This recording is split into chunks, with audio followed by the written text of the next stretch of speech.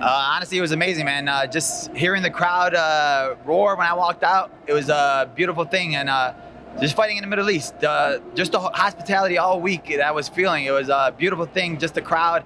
Went to the mall at open workouts. I wasn't on open workouts, but just seeing the crowd, everybody walking up to me, wanting pictures.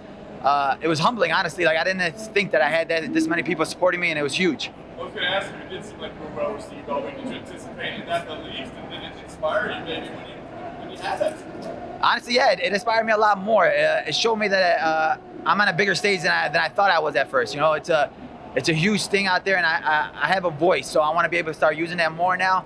And I feel like I'm starting to become a household name where a lot more people all around the world are going to start realizing who I am. You're there against a tough guy tonight. Give me a thought about your actual performance tonight. It was okay. It was. I felt like I almost finished him earlier.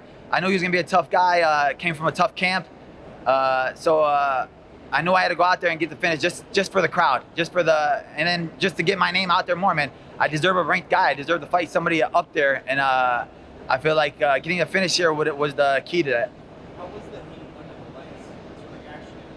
the lights? It was hot, man. The first guy that fought, he was in our locker room and he came back and he said, "Oh man, it's steaming hot down there.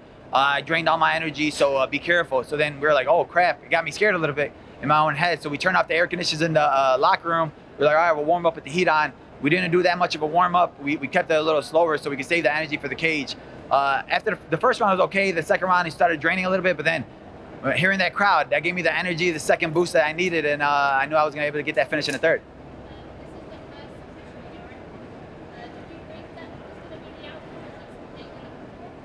Yeah, honestly, my coach has seen it. I work with some of the best coaches in the world, the best teams in the world, and we saw submissions, man. I have an all-around game. I could knock you out, tap you out, or decision you, man. I seen holes in his game, and I felt like the ground was a hole in his game, and I knew that if I got there, I was going to be able to get the finish.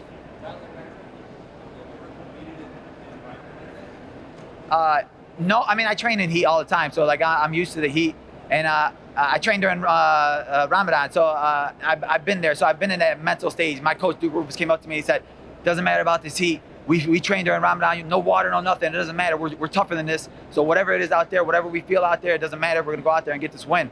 And it helped me out, and it pushed me, and I knew I was being able to do it no matter what. Heat or no heat, I was going to go out there and win. You said you have a long line, a hit list, a long line in your hit list.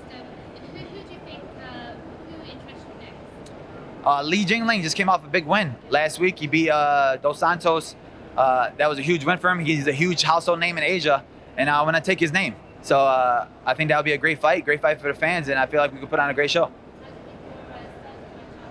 I mean, we match up great, man. We both could stand there and strike and bang. We both have an all-around game, and I feel like it's just a great fight for the fans. That could be a 5-rounder right there, so I'm down for that. I'm ready right now. I want to go back to the hotel, eat some camel cookies, and get back to work. Yeah.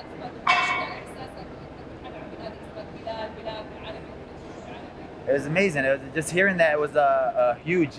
Like I said, that third round, I was like, I need to get this finished. My coach was like, "We have him right here," and I was like, "Man, it's hot, it's hot." Then I heard the crowd, and I was like, "Oh, beautiful thing." Pushed me up. My heart blew up, and I knew I was gonna get the finish from that.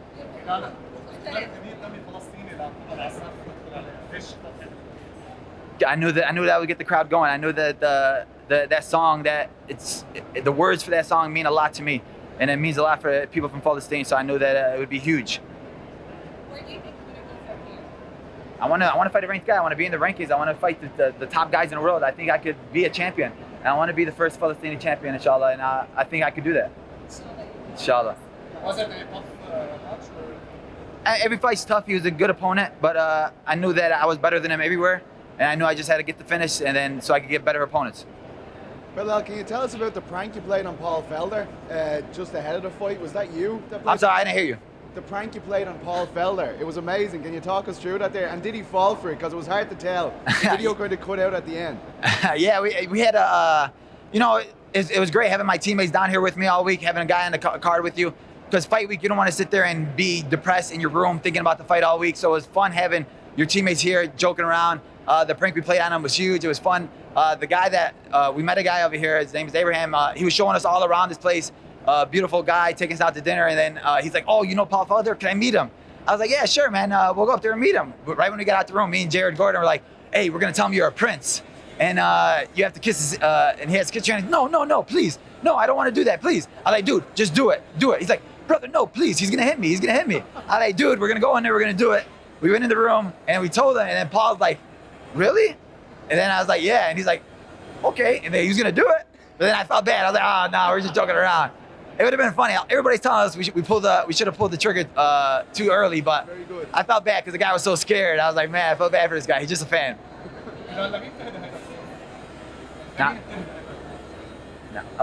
My coaches, my team, Rufus Sport, Daniel Weinerle, we've been working on that choke for literally last 5 fights.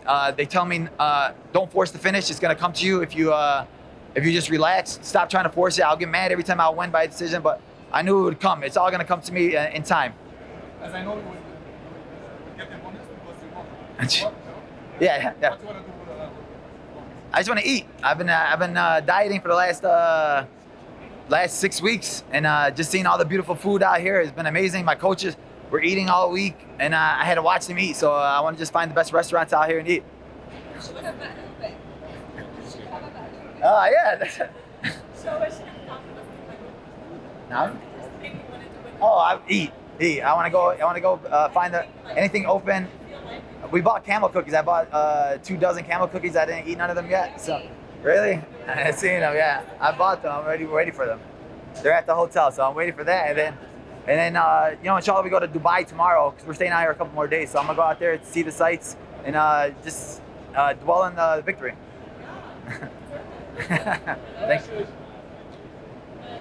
know you said you wanted a statement win. You got your first career submission, so would you consider this a statement win?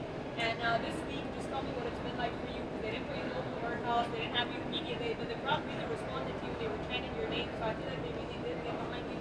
The fans know that you're a top welterweight contender, but you feel like now the Middle Eastern fans got introduced to you? Yeah, honestly, it was. I felt like this was a statement win. I knew I needed to get a finish to make it a statement win, and that finish said it. So I knew I was gonna go out there and put on a show for the fans, the beautiful crowd. And like you said, they didn't put me in open workouts. They didn't put me on the main card.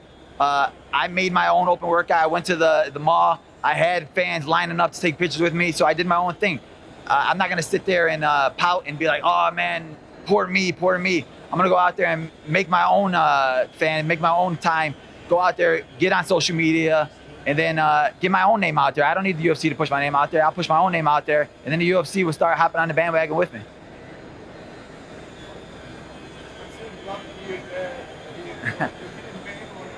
No pain. We had a couple headbutts. I got a couple stitches, but nothing serious. Most of it's his blood.